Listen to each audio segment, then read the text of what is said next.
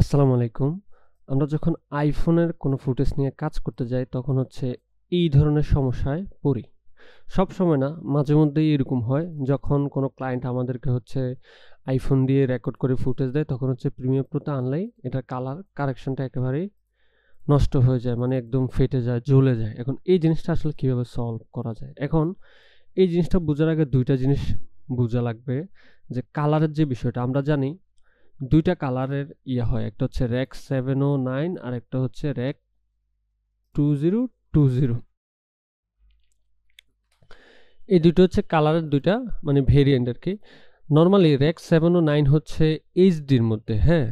যেগুলো আমরা মোবাইল বা আগের দিনের টিভি যেই কালারগুলা দেখি বা যে কোয়ালিটিটা দেখি সেটা হচ্ছে র‍্যাক 709। আর র‍্যাক 2020 হচ্ছে ইউএসডিতে মানে আল্ট্রা হাই।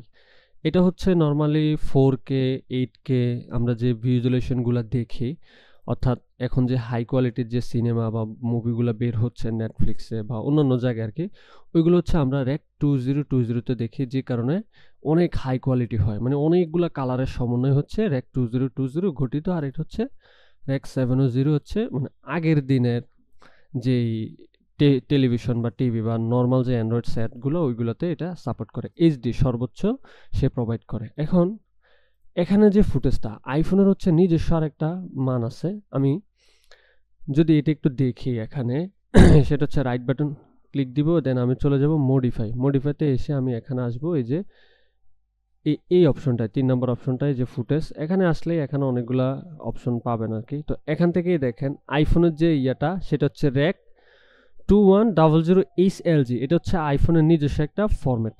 এখন প্রিমিয়ার প্রোতে আমরা ওই যে ২টা ফরম্যাট বললাম, এই ২টা ফরম্যাট কাজ করি।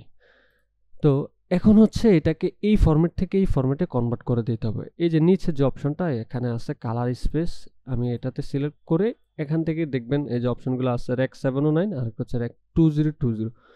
এখন আমি যদি র‍্যাক 709 দেই, তখন দেখেন এই জিনিসটা সলভ হইছে। বাট আমি যদি র ফুটেজটা দেখি, এই যে দেখেন এটার মধ্যে দেখেন অনেক মানে ভিডিওটা একদম কোয়ালিটিফুল, কালারটাও অনেক সুন্দর।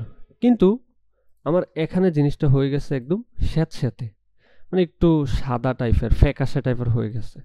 এখানে একটু ক্লিয়ার। এখন ওই যে আমরা তো একটু আগে বলছিলাম আরেকটা মান আছে র‍্যাক 2020। আমি যদি সেম এটাতে আবার দেই মডিফাই, এখান থেকে এসে এটাকে দিলাম র‍্যাক 2020, দেন দেখেন আমার ওই র কোয়ালিটিটা কিন্তু চলে আসছে। দুইটাই কিন্তু প্রায় সেম, কিছুটা এদিক সেদিক হলেও এটা একটু কালার কারেকশন করে নিলেই হবে। এখন ওই যে যেটা বললাম আগে, যেটা ছিল র‍্যাক 709, ওইটা মানে এইচডি বা কম কোয়ালিটি সম্পূর্ণ জন্য আর কি ওইটা প্রোভাইড করে। নর্মালি আগের দিনে টিভি বা নর্মাল মোবাইল ক্যামেরাতে আমরা যেই ভিজুয়ালাইজেশনগুলো দেখি, ওইগুলো র‍্যাক 709 করা। আর হাই কোয়ালিটির যেগুলো, এগুলো র‍্যাক 2020। এখন বেশিরভাগ ক্লায়েন্ট এরকম আইফোনের ফুটেজ দেয়। তো এই ধরনের কাজগুলো করার সময় আমাদের এই সমস্যাটা হইতে পারে, তখন আমরা এইভাবে এটা সমাধান করব। আশা করি এই ছোট্ট ভিডিওটি একটু হলেও উপকার হবে। ধন্যবাদ। আসসালামু আলাইকুম।